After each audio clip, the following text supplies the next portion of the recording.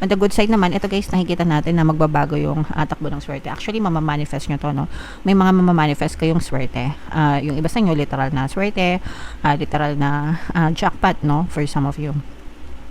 And pag sinabing jackpot mga kapiksi, hindi naman yung jackpot sa loto lang or jackpot sa sugal.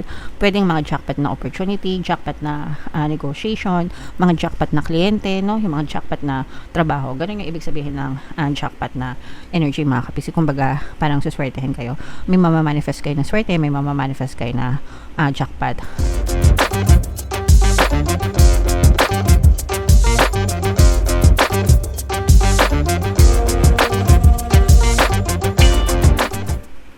Hello guys, hello Leo, welcome back to Pinoy Pixie Tarot. Ang pamagat ng episode natin for tonight is blessings para ngayong September para sa Leo, Sun, Moon, Rising Sign, and Venus. So unahin natin tong deck na to guys. Tingnan natin yung mga mensahe sa inyo. By the way, naka-upload na guys yung ating 2026 Pick a Card kapalaran. Kung hindi nyo pa napapanood guys, panoorin nyo na. So, yung first message guys, not for you mga kapiksi, no? Minsan may mga bagay na inaasam natin na makamit sa buhay natin pero hindi siya nangyayari kahit anong gawin natin guys. So, it's about time na i-let go nyo na yung mga desires na yun. Kung feeling nyo ginawa nyo naman ang lahat mga kapiksi pero hindi pa rin siya napapasa kamay nyo. Baka ibig sabihin is hindi talaga yon para sa inyo and may something better na nakalaan para sa inyo mga kapiksi. So, yeah. I-accept na lang natin mga kapiksi, no? And i-anticipate natin yung mas mga magaganda and mas mga malalaking bagay na deserve nyo sa buhay nyo mga kapiksi. And yung next message for you naman, Leo, go the distance. Ito napakagandang mensahe na to guys kasi ibig sabihin nito malayo pa yung pwede nyong marating sa buhay nyo mga kapiksi. Basta magpursige lang kayo sa buhay nyo guys, persist kayo and maging consistent kayo sa mga bagay na ginagawa nyo. Definitely guys, malayo pa yung mararating nyo. So, tiyaga lang mga kapiksi, wag mainip, wag maatat, and subukan nyo na gumawa ng mga bagong bagay, no? Kumbaga wag kayong matakot na mag-take ng risks, especially kung makikinabang naman kayo mga kapiksi. Okay? And another message for you Leo, no place like home. Ito guys, ibig sabihin nito ay self-love, no? Alagaan nyo yung sarili nyo the way you would want to have your home. Kumbaga, ano bang gusto natin sa bahay natin, di ba?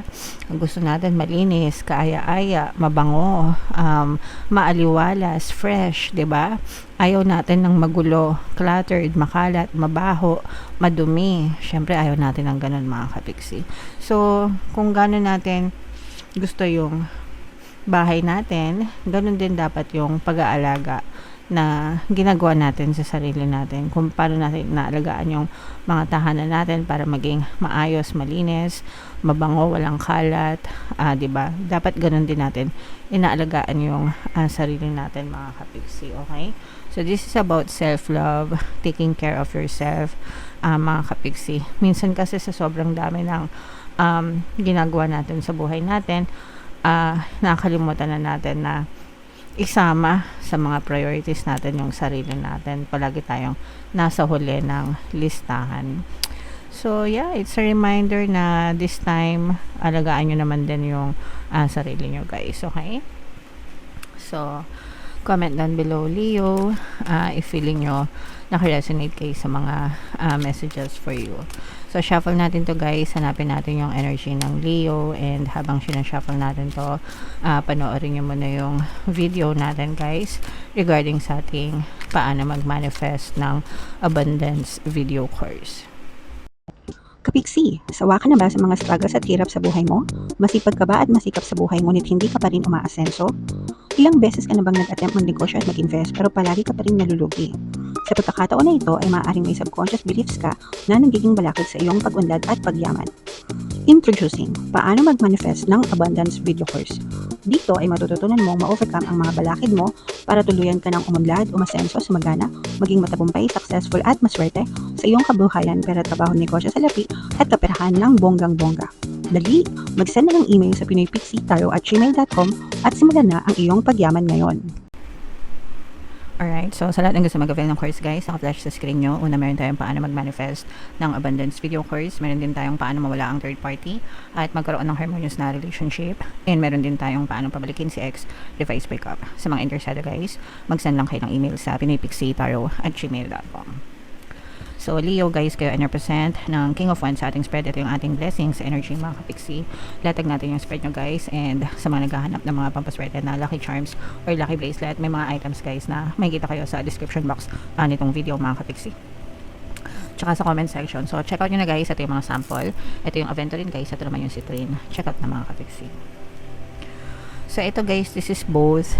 Meron ditong negative energy pero hindi masyado, guys, no? Mas malakas pa rin dito yung positive energies nyo, mga kapigsi. So, nakikita natin dito na yung negative energies nyo kasi guys, ito yung mga nagiging balakid sa inyong mga blessings. And ang nakikita natin dito is parang yung mga disappointments nyo, frustration nyo. Ibig sabihin, kapag may mga bagay na hindi umaayon, sa kagustuhan mo, madali kang ma-frustrate, madali kang ma-disappoint, madali kang panlumuan or panghinaan, nanlulumo ka agad or madali kang panghinaan ng loob, mga kapiksi. So, it's a negative energy or a negative trait, habit na kailangan yung baguhin guys, no? Kumbaga, if things don't go out of your way sa unang beses, meron pa naman kayong second chance, third chance, diba? Kumbaga, wag kayo basta-basta matrigger ng mga negative na resulta sa buhay nyo, or kung hindi agad-agad kayo makita ng positive result. It doesn't mean na hindi siya mag-work for you. Ibig sabihin lang nun, mag-effort ka pa, try mo ulit, diba? Kaya nga tayo merong kasabihan na try and try until you succeed, mga kapigsi, and do it over and over again. Try mo lang nang itry hanggang sa dumating yung time na sumakses ka na, okay? So, wag kayo agad-agad manega, mga kapigsi.